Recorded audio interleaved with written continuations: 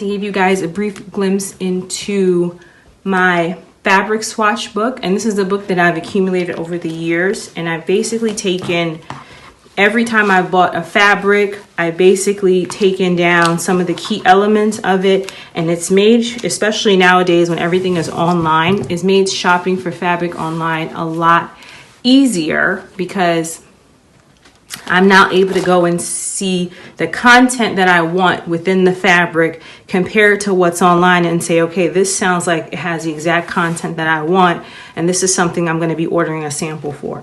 So one of the things you should know is anytime you're purchasing fabric online, I would definitely say always, always, always get a sample.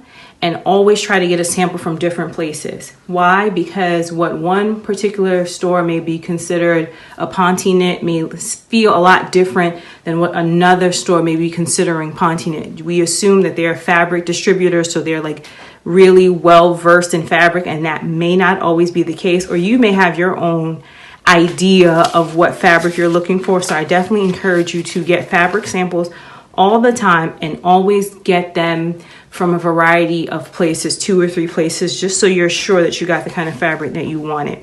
I always go to Mood, not just because of Project Runway, but mostly because they have superior quality fabrics. What I don't like about Mood is they don't have as much variety online as they do in store. So in store, you're going to get the full weight of the variety they have. However, online, they do not list everything they have. Maybe it's just too much. I'm not sure, but that's kind of one drawback about Mood. But what I've noticed about Mood is their quality of fabric is unmatched so far. Anytime I've ordered from different places, I'm always sort of like surprised at what one person considers Dupont satin and what Mood considers Dupont satin.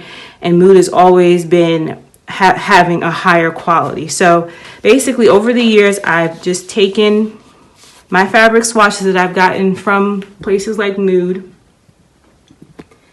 and what I do is I write down some of the key things, and what you'll see in your notes is a downloadable blank PDF of a fabric swatch chart, and this will allow you to make your own fabric swatch chart. Again, this has taken me quite a while to accumulate, but it's been very helpful to me, as well as like clients when they come in and they have questions about a particular fabric and they want to know how it feels before they go ahead and request for a design to have made.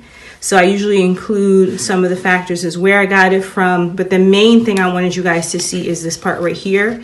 The content. You want to know what the content is.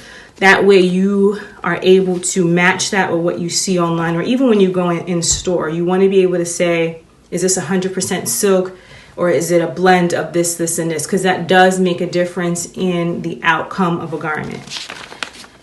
And I've basically broken down the fabric swatch book into different types of fabrics. So I have like my special occasions or bridal. This is my bridal section. And I've just basically cut down each little segment, each little piece of fabric into a very small square, and just divided them like that. You'll see I use lace and beading, my different types of lace. And again, this is something you want to have for yourself, your personal use. If you're using it as a business owner, this is going to be vital to you as far as like your communication with clients. When they're telling you, oh, I want a dress made in this fabric, but they're not really sure what that fabric is or what it feels like. And you can say, well, here's a swatch book. Look through it. Let me know. Like I said, break it down into fabric types. If you're just going special occasion fabric, if you're just going to do bridal, if you're just going to have a sequin section, kind of like what I have here. Sometimes you want to design and it has packed sequin or it has loose sequin. You want to make sure the person is familiar with all those kinds of things, in addition to you ordering swatches for the design, because once they've chosen a specific fabric, you always want to make sure that you get samples so it's exactly what they wanted.